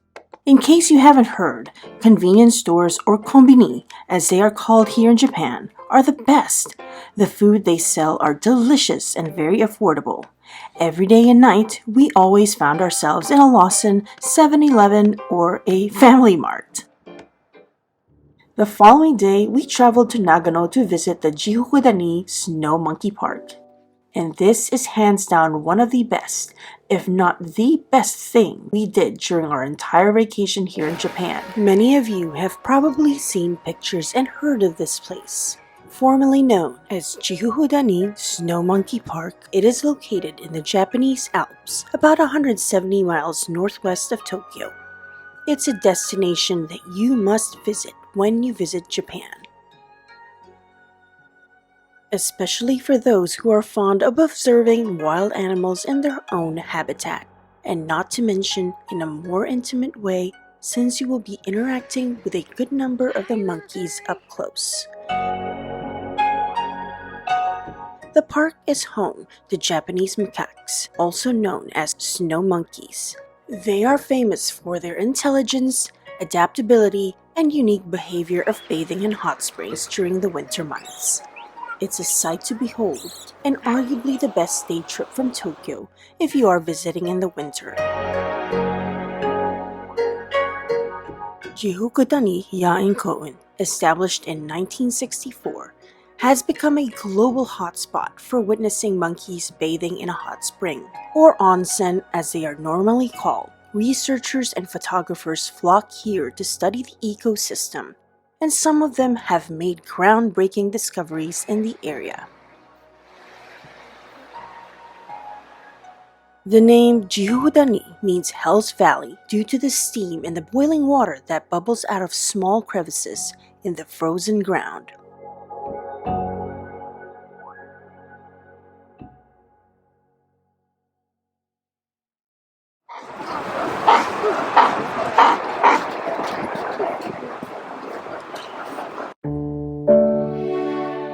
The park is one of the few places in the world where monkeys bathe in hot springs. The behavior is not typical in other macaque populations and makes the park particularly unique. The monkeys go to the valley during the winter and forage elsewhere in the national park during the warmer months. The monkeys descend from the steep cliffs and forests to sit in the warm waters of the onsen, and they return to the security of the forests in the evenings. However, since the monkeys are fed by the park attendants, they are in the area of the hot springs all year round, and a visit any season will enable the visitor to observe a good number of monkeys. However, they tend to use the onsen less during warmer months. As I had mentioned earlier, the best time to visit is during the winter season, which runs from December to March. The snow-covered landscapes create a magical setting, and the monkeys are most active in the hot springs whenever it snows. Jihudani Park is located 1.6 kilometers from the nearest parking lot or bus stop. The walk to the park takes about 30 minutes and is relatively easy to hike. However, on certain days, the path can be very icy, and this can slow you down as you try to prevent yourself from slipping and/or falling. Unfortunately, during our trip to the park, 90% of the pathway was coated in ice, and it was pretty difficult to walk confidently. I walked as slowly as possible to avoid slipping on the treacherous ice. Very icy, so if you do come here, be very careful or rent some spikes down below. The trail to the park is well maintained, but can be slippery in winter, so proper footwear is recommended. You can also rent winter gear, including spikes at the start of the trail. The walk can also be very cold, so I would recommend checking the weather before you go, and definitely wrap up warm and wear appropriate shoes like boots with good traction, as it can be very snowy and icy.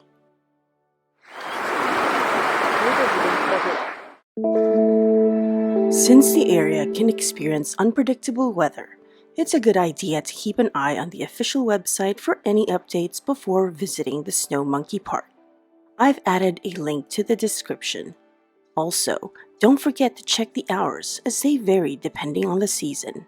One very useful thing about the website is that it gives you a forecast for when the snow monkeys will be making an appearance at the park. Just before you reach the park, you will see the park's base camp, where the Yokoyu River flows. The slight smell of sulfur fills the air.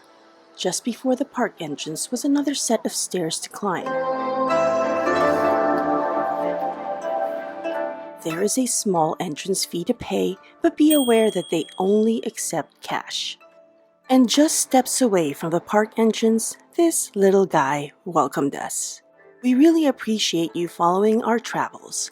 If you haven't already, please give us a thumbs up or subscribe to our channel for more awesome travel content. We really do appreciate it. The Japanese snow monkeys have a thick grayish-brown fur that helps them survive cold climates. You may also be wondering about their red faces and bottoms, which become much more vibrant during mating season. The snow monkeys are highly social and live in troops led by dominant males and females. The monkeys can be found throughout Japan, from subtropical forests in the south to snowy regions in the north, but the Jihudani Snow Monkey Park in Nagano Prefecture is the best known place to observe them. They are omnivores, feeding on leaves, fruits, seeds, insects, and occasionally fish. These fascinating monkeys are a symbol of adaptability and harmony with their environment. making them a beloved part of Japan's wildlife. As you can see from our video, visitors can observe and take pictures of the snow monkeys up close, as they are accustomed to humans, but touching and feeding them are not allowed. Our favorites were the little babies. They were simply adorable. And during our visit to the park, we were able to take some amazing pictures.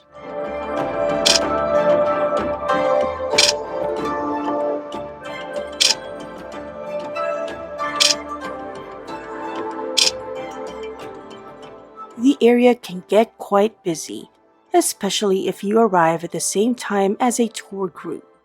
To avoid the crowds, try visiting on a weekday instead of a weekend. The afternoons are usually quieter than the mornings, but keep in mind that the parks close at a certain time, and the pathway did not appear to have any lighting. After finishing the hike, there is a small cafe that serves delicious hot apple pie, fried chicken, and hot chocolate amongst other things. We tucked it to some, feeling we earned it. You have to get the apple pie. It was amazing, and after hiking, it definitely didn't feel like an overindulgence. It came with Japanese custard on the inside, but I decided I wanted mine with ice cream as well. So, how do you get to the snow monkeys from Tokyo? You have a couple of options. The most popular way is to take the Shinkansen line from Tokyo to Kanazawa. Nagano Station is one of the stops on this journey, and from Nagano Station, you can either take the direct express bus to the park, or by taking the train to Yudanaka Station, followed by a short bus ride to the park itself. We, however, decided to take a tour through Get Your Guide.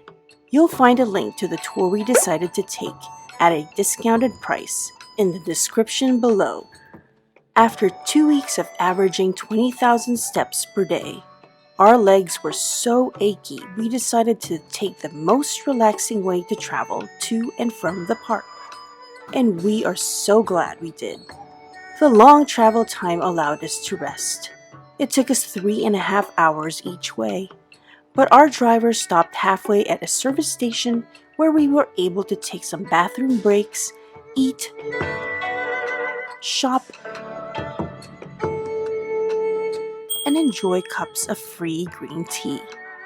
If you are in the area to see the Japanese snow monkeys and if you have time, then visit Nagano for other attractions like Zenko-ji Temple and the Shiga Kogen ski area, making it a great destination for nature and cultural exploration.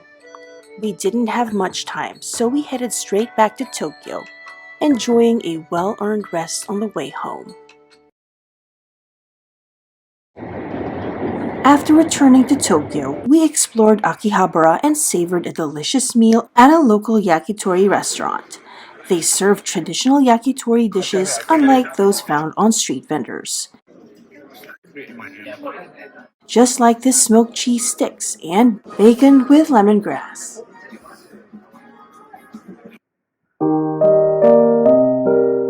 Christmas morning, and we were excited. But a little weird because it was just another ordinary working day for the citizens of Tokyo. We had a jam-packed day ahead and we couldn't wait to get started. We had a lovely breakfast of soft pastries at Miyabi Cafe and Bakery. What are you doing? Squeezing it out.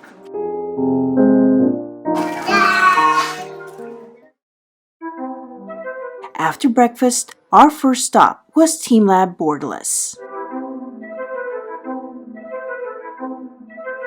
We had been to Team Lab Planets at Kyoto City before, which we truly enjoyed. Team Lab Planets is a truly immersive digital art display where visitors explore the space barefoot.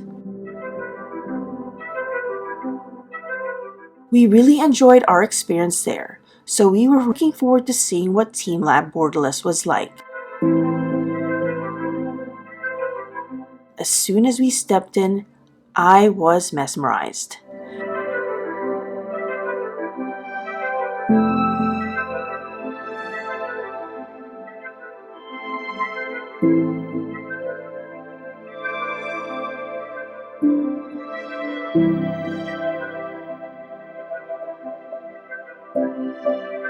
We stepped into a world of endless possibilities at Borderless, an immersive digital art museum in Azabudai Hills.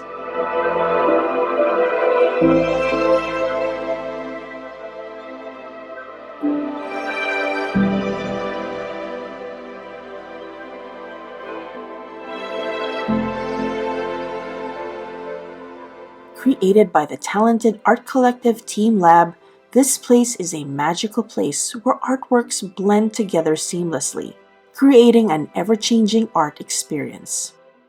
With its stunning visuals, interactive installations, and cutting-edge technology, Borderless promises a sensory adventure like no other.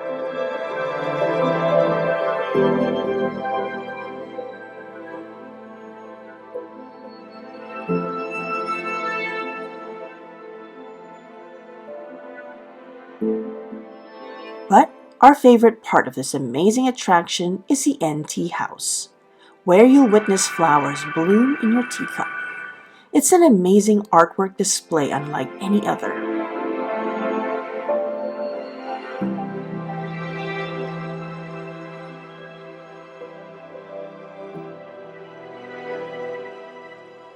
Team Lab Borderless is an experience you definitely must try. However, it's important to know that tickets do get sold out very quickly. I recommend that you book online prior to your visit. However, I must point out that your ticket does not cover the NT experience.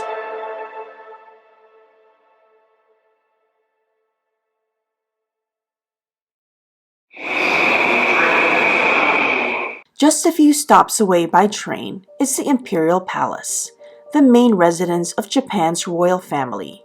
Surrounded by lush gardens, historical moats, and impressive stone walls, it sits on the site of the former Edo Castle, which was home to the Tokugawa shogunate. The palace is not typically open to the public, but its east gardens offer a glimpse into its beauty and history. Although visiting the palace itself requires booking a tour, we love coming here to enjoy walking the grounds, and especially in the spring when the cherry blossoms are in full bloom.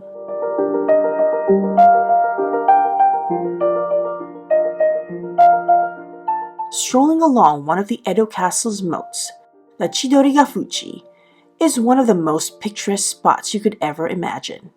Chidorigafuchi's path is the most scenic spot around the moat, with a 700-meter-long tunnel of cherry trees in the spring. Speaking of cherry blossoms, I recommend checking the annual online forecast for cherry blossom season in Japan. Sakura season is short, about 2 weeks, so knowing the forecasted dates is crucial to make the most out of your trip. If I told you that eating at KFC is a Christmas tradition in Japan, would you believe me? Well, I have to say that it's true. After visiting the palace grounds, we walked over to KFC in nearby Ginza to partake in this tradition. This unusual tradition dates all the way back to 1974, when KFC launched its Kentucky Fried Chicken for Christmas campaign. There are many different stories about its origin, but this seems to be the one that most people believe. Ginza, Tokyo's most prestigious district, is where you'll find luxurious shopping, fine dining, and an elegant atmosphere. It features world-class department stores, high-end boutiques, and Michelin-starred restaurants.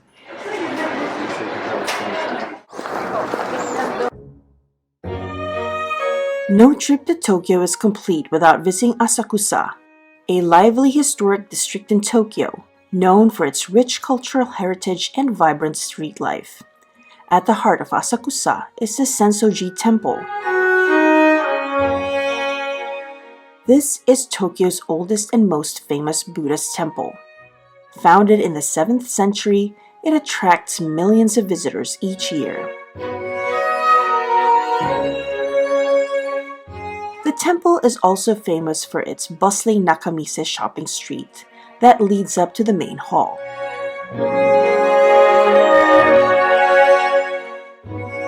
Sensoji is dedicated to Kannon, the goddess of mercy, and is a vibrant center for both spiritual worship and cultural heritage, offering a glimpse into Japan's rich religious traditions.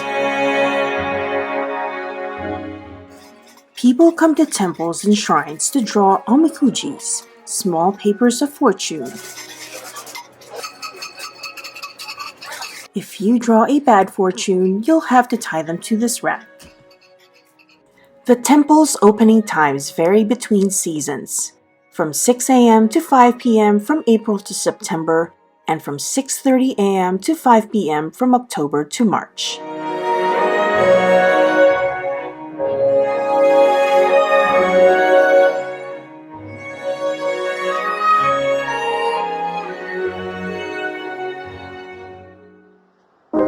Just a short walk from Asakusa is the Tokyo Sky Tree.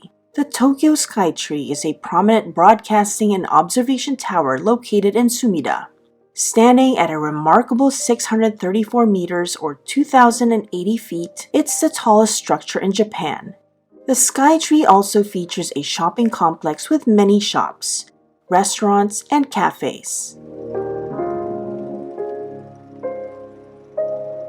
There was also an outdoor Christmas market, and as darkness started to set in, the illuminations created a magical atmosphere. Another impressive Christmas lights display that we visited was the illuminations in Midtown Hibiya. Hibiya Magic Time Illumination transforms the area into a magical wonderland with a captivating blend of light and sound. We then walked to Tokyo Tower, where another Christmas market was being held. Tokyo Tower, an iconic communications and observation tower in Minato, stands at 332 meters tall. Inspired by the Eiffel Tower, it offers breathtaking panoramic views from its observation decks. And on that night, the lights underneath the tower illuminated the autumn leaves in a soft and warm light, and it really looked magical.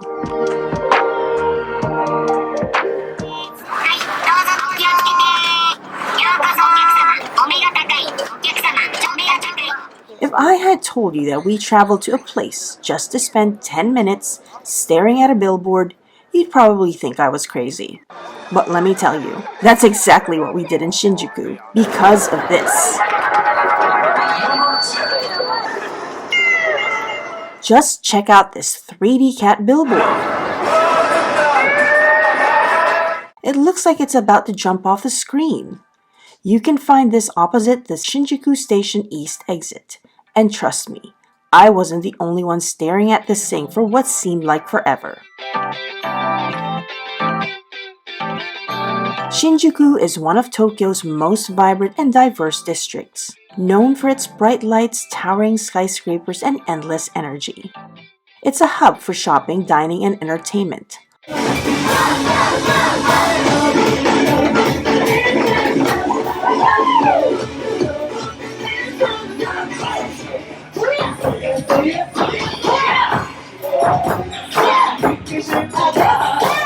Offering everything from upscale malls and neon-lit streets to quiet gardens and shrines. Shinjuku is also where you'll find a life-size Godzilla statue right by the Gracery Hotel. After spending all of our remaining yen at the arcade and winning a lot of prizes, so much that we had to use the extra bag that Adrian was smart enough to pack, we were ready to shop.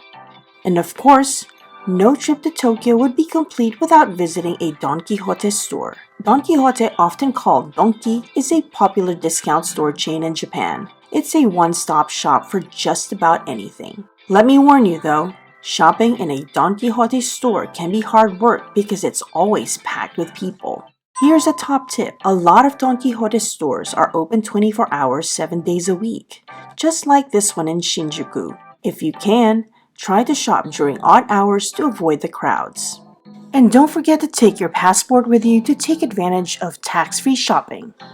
And to celebrate Christmas Day, and sadly our last night in Tokyo, we had a delicious meal at the Chicken Hikari, an izakaya that seems to be a local favorite. Everything we had was so delicious, from the yakitori to the mochi potato croquettes, and the chicken karage. Despite the fact that our Christmas day did not involve unwrapping gifts, this was the best present we had given ourselves. Nothing beats spending time in Tokyo. The following day, we all woke up with heavy hearts knowing that it was our last few hours in Japan, and so after a hearty breakfast, we headed to Narita Airport via the Narita Express, which we find to be the most convenient way to get to the airport without breaking the bank. If you're close to one of the stations that Narita Express services, I suggest taking this to the airport if you're flying in and out of Narita Airport. The train has compartments for suitcases, so traveling even with oversized luggage isn't a problem. And I booked my tickets way in advance, but you can also purchase tickets at the airport. However, it's important to know that even if you've booked online, you have to exchange your voucher at the airport for actual tickets. Another way to get to the airport is by booking an airport shuttle. I do not recommend taking a taxi to the airport as it costs a lot. Narita is 47 miles away from Tokyo, and Haneda is 21 miles. We hope you found our video to be helpful. Please hit that like button if you did, and don't hesitate to write us a comment. We enjoy hearing from you. And please don't forget to subscribe to get notified of our upcoming adventures. Your likes, comments, and subs will definitely help us keep our channel up and running. Thanks again for watching. Stay curious and keep exploring.